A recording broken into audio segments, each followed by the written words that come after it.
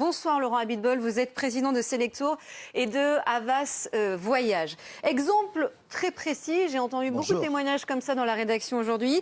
Je suis censée aller en Espagne la semaine prochaine, je commence un peu à avoir la trouille, je le sens pas vraiment. Si je décide d'annuler, c'est pour ma pomme?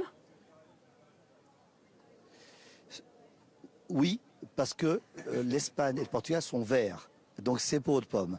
Je tiens à préciser que cette cacophonie n'est pas acceptable. Un ministre qui parle comme ça le matin nous a fait une panique monumentale dans les entreprises. Vous ne pouvez pas vous imaginer les milliers de coups de téléphone, les gens qui appellent.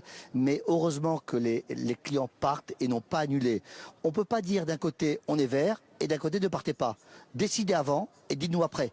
Mais on ne peut pas, au milieu d'une zone verte, dire c'est déconseillé. C'est pas sérieux. Nous, c'est très dur pour nous. Hein. On souffre depuis quand même 18 mois. Et on a des billets de réservation pour l'Espagne, pour le Portugal. On peut dire oui, non en 5 minutes. C'est des avions, des hôtels, des gens qui travaillent, des gens qui sont là pour accueillir les touristes. On ne peut pas jouer avec ces gens-là. Et à mon avis, on devrait un peu réfléchir avant de parler comme ça le matin à la télévision.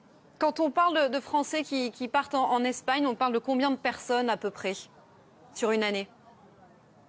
Alors j'ai pas les chiffres. En tout cas, dans notre tour opérateur français, c'est quelque chose comme 400, 500 000. C'est énorme. Et actuellement, les avions sont archi pleins pour l'Espagne et le Portugal. Les Paris-Barcelone, les Malaga, mais tout est plein. Évidemment, parler comme ça à la télévision en 2 minutes comme ça, ça fait un drame. Un drame. Et alors si en l'occurrence, Laurent Abitbol, si ces pays dont on parle, l'Espagne et le Portugal, passaient en zone orange, ce qui pour l'instant n'est pas prévu, est-ce que ça change les conditions d'annulation et de remboursement? Oui. Non, il faut que ça soit en rouge. Aujourd'hui, quand vous êtes en orange, vous pouvez partir, il faut un vaccin. Mais vous savez, toute la clientèle qui part à l'étranger savent qu'il faut un vaccin. C'est tous des gens qui sont déjà vaccinés, à 99,9%. Et s'il y avait un cas pas vacciné, on s'arrange toujours. Mais les gens qui partent en vacances à l'étranger sont vaccinés. C'est le cas sur vraiment presque 100% des clients. Mais on est d'accord que malgré tout, Laurent Abitbol, avant ces déclarations du gouvernement, de toute façon, une grande majorité de Français avaient décidé de rester dans l'Hexagone cet été. Hein.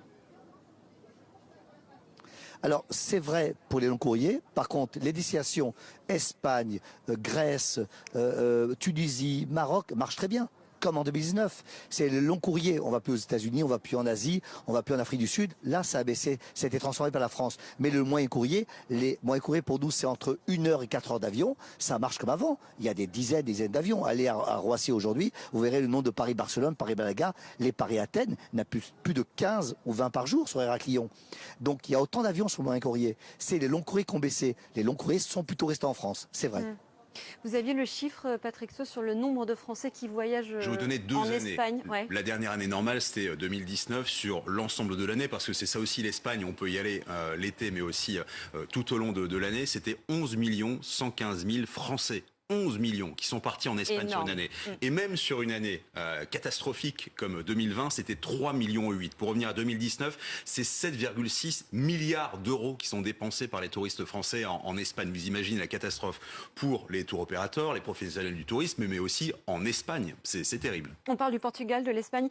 Il y a la Grèce aussi qui inquiète et qui fait partie des destinations privilégiées des Français. Hein. Bien sûr, la Grèce, ça se passe bien du côté de la campagne de vaccination, mais c'est une situation assez particulière parce que vous avez le continent, vraiment, et vous avez les îles où vous avez un système hospitalier qui est beaucoup moins fort, où c'est difficile d'accéder à toutes les îles, même si on ne parle pas de population forte à l'année, mais pendant l'été, vous pouvez avoir énormément de monde sur ces îles. Et c'est vrai qu'il y a eu un rebond ces derniers jours après une tendance à la baisse. Il y a une inquiétude et en même temps, la Grèce est tellement tributaire du tourisme que le Premier ministre a dit on ne va pas reconfiner, on va se débrouiller autrement. On va peut-être même pénaliser ceux qui ne se vaccinent pas. Il est peut-être question, et ce sera le cas sans doute dans un certain nombre de pays touristiques, de penser à un pass sanitaire. De toute façon, il y a déjà des jauges en Grèce, mais quiconque... Comment? Que la Grèce a réclamé la première. Sachant que quiconque Depuis est déjà le début, allé en d'ailleurs. Grèce sait que il y a des terrasses assez régulièrement, que ce qu'on appelle les tavernes sont toujours ouvertes un petit peu sur l'extérieur, mais il peut y avoir du monde, des destinations comme Santorin où on entendait Héraclion, ça fait beaucoup de monde sur assez peu de terrain. Les fameuses tavernes grecques. Ça fait envie quand même. Merci beaucoup à tous les quatre et merci également à distance Laurent Abitbol d'avoir été avec nous dans Week-end Direct. Merci. Dans ce contexte sanitaire,